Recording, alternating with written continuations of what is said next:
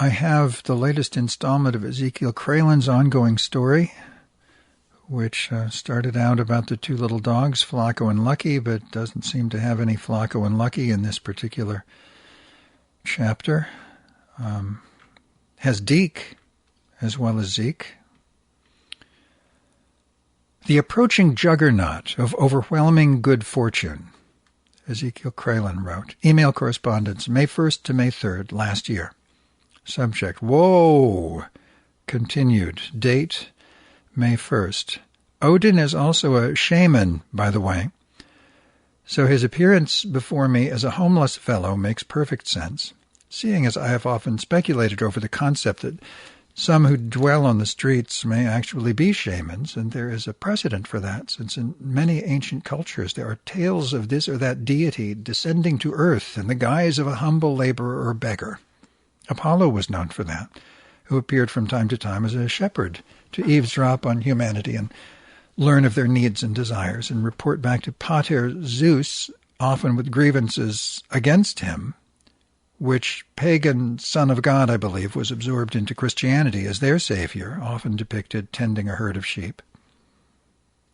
Deke's already there and has been for a long time. By there, I mean already conscious of the bodhisattva realm, or whatever you'd like to call it. Explains how he can approach each day with vigor and is rarely bored, in spite of his being a denizen of the asphalt. Furthermore, he blithely accepts whatever bad weather may come and, rather than seek shelter, surrenders to the rain, no matter how turbulent the storm. Of course, he's since tempered that for the sake of the pups, and now that he has that tiny cabin, what remains of his street life is far less rough-edged, so he can maintain the best of it without compromising his health or safety, and that of the Brindlekin. Ergo, it's all an act. This difficult behavior he often flings at me, though far less often anymore. For my own benefit, that I grow in spirit. He is my chief bodhisattva guardian, as was Larkin previously and Randolph before then, and also explains perfectly why my eviction attorney showed little concern for my plight as I saw it, not just because I'm judgment-proof, but because Magdalena already knew I'd be okie-dokie, that it would be an amazing adventure filled with revelations as well, which would otherwise not be the case, and she guided me through it with professional aplomb. Can't wait till May 5, when she returns from vacation and reads my celebratory missive. And remember this, good physician, I told her some months back during our face-to-face that this eviction dilemma comes off more like an initiation by a secret cabal than any real lawsuit, and that she is part of it. Of course, she remained totally poker-faced per the cabal's machinations. Signed, Zeke K. Holmes. P.S. Installing Linux onto my X250 was a breeze. Besides my X230 pooping out over the fan error, its display blanked out permanently several months back, and I couldn't replace it even if I was willing to cough up Damula, because I can't unscrew the casing, so I'm very pleased with my new ThinkPad. Superb condition, with gobs more storage capacity, plus Bluetooth and webcam. I also purchased a cooling pad and an AC-powered USB hub for cheap. PC heaven, a digital wonderland, makes me feel chipper again. I couldn't have done it without me. Whoa. Date May 2nd. Watson wrote, interesting to watch things unfold on the list the last few days. The death of Derby Milas, who ran the health food store in where I get my Rudy's muffins. At first it was all praise and fondness until one of his daughters weighed in with stories of sexual abuse and neglect. Then everyone either went silent or took sides. Lady Birdsong chimed in, sounding like one of Trump's lawyers cross-examining E. Jean Carroll. Why didn't you come forward years ago? And such.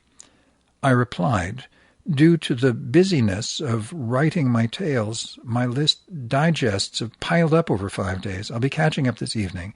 There's a reason I call her Lady, L-A-D-Y-E, Turd Song. Sorry your beloved Rudy's muffins got caught in the crossfire. Marshall's narration of Shadowbox Part 1 ready for download. Date May 3rd, afternoon. Watson wrote, excellent. I love hearing him read my stuff. He totally gets it. I replied, yes, it's a real pleasure and a great honor to have him read one's prosaic output.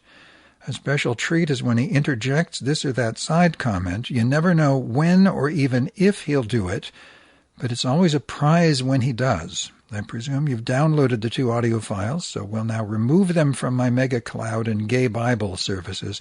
Rest assured, though, they'll remain on Google Drive for time immemorial, as well as my main drive and backed up to external media. And subject, Deke's last 3 visits, stupendous. Date, May 3rd, nighttime, 11:30 p.m. Monday night. Briefer than brief, just a passing by. A soft yo summoned me from my workstation to peer out the window. Am I due any allowance yet, or do I got to wait till the 3rd, he queried, as the doggies gazed up at me with loving regard, eyes glinting gold under the street lamp and curly tails a wagging. The 3rd, I replied, in 2 days. Okay, thanks, he answered, then said, You don't have to come down, I'll be on my way now. Of course, I so badly yearned to rush downstairs and hug the pups, but I just nodded and watched them depart. Lucky and Flacco glanced back at me a few times in sweet regret before they all disappeared into the fog.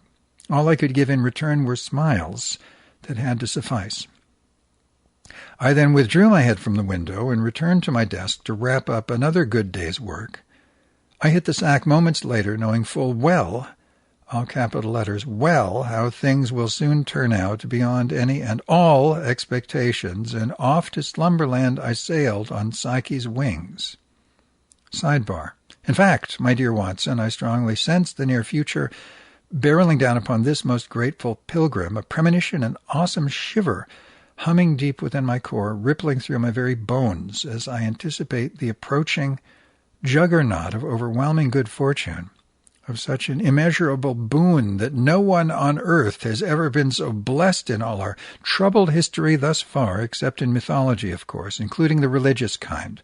And I don't even take drugs to feel this way, good doctor, not since Terry Pterodactyl first appeared years ago, to breathe fresh life into this soul a-tremble with ungodly cravings, which turned out to be my last, without so much as a single surge of withdrawal pangs. I call it my 100% solution. Everyone should have a friendly late Jurassic proto-bird in their life, and so it shall be, if moi has anything to do with it. Grack. Now we come to Deke's second meet-up, late in the day of TIWES, shortly after Svalin raised her shield to Sol's luminescence and plunged this side of the world into night's dark abyss. Soon as I stepped out, Flacco and Lucky ran up to me in happy greets, for which I dropped onto the sidewalk and embraced them both. Lucky was especially silly, as he not only flopped on his back to squirm for joy, but pushed his front paws against my hip and wriggled a semicircle around my lower back till he reached the other side, whereupon I turned my torso in his direction to pick him up and place him on my lap so I could scritch his belly. Of course, his sister wanted in on the act and demanded my attention by plopping herself half atop Lucky while pressing hard against my thigh. Deke smiled to witness the canine camaraderie, said he was glad to bring them here tonight, since he knows how much I miss having them visit me upstairs. Then he told me to watch them while he runs off to purchase some cheap grub from the Chevron station. While he was gone, I grabbed 2 sheets of cardboard by the trash bin and laid them down for the pooches. It was a bit later when I brought down their sleeping bag after their master returned. Our Viking friend Heimdall showed up, too, for most of Deke's visit, in fact, which lasted a tad over 2 hours. He was good company as usual, a tempering force that serves to quell my Cajun sidekick's penchant for hissy fits. He offered us a celebratory shot of butterscotch schnapps, but we both turned him down. Thank you for the kind offer, I replied, but me and alcohol don't mix well. It burns a hole in my stomach and makes me feel like crap. He took no offense and continued his amiable badinage with Deke while also greeting the dogs, who enjoy his company, but preferred to remain snug in their sleeping bag, for it was a bit chill last night. Heimdall stepped aside for a while to diddle with his own Bluetooth speaker, which allowed me some conversational time with Deke. First thing he brought up was money. Natch. My good speaker was stolen. One of my people offered me a great deal, he murmured in a mellow stupor, whether from meth, ganja, or lack of sleep, I know not. So I'm asking if you could part with $300 tomorrow, soon as the bank opens. The speaker's value is $500. I told you I was shocked. If I told you I was shocked, Watson, I'd be lying. I guess I can do that. I said, after mulling it over for a few seconds. Your entire month's allowance for May comes to $320, so I'll just give you the whole enchilada. I see no point in holding on to $20 for later dispersal. What good would that do? My reasoning behind this was he seems to spend all his allowance on electronic crap anyway, and allotting him an entire month's stipend in one lump sum would do away with his brainless accusations that I failed to pay him his final $80 come week 4, besides which his tiny cabin setup includes 2 meals per day plus $100 monthly, and on top of that, he sells weed and meth on the streets, plus scavenges for bottles and cans, which bring in even more moolah, so he's sitting pretty with all those things going for him. I swear I won't bother you about money for the rest of the month, he reassured me, though that remains to be seen, doesn't it, old chap? I hope not, Deke, I retorted, but even if you do, I guarantee on a stack of Bibles it won't get you anywhere. He then moved on to the next topic of his choice.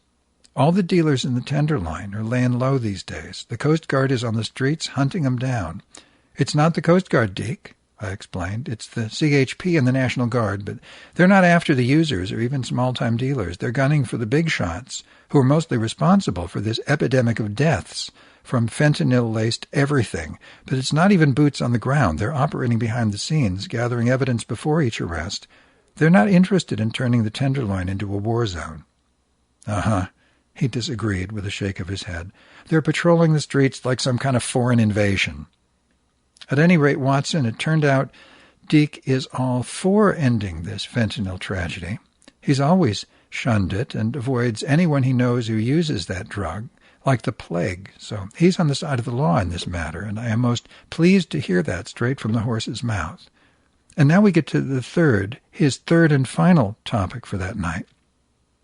Lucky dumped a humongous turd this morning, fat and really long. What on earth did you feed him, was my initial reaction. Nothing out of the ordinary, he shrugged.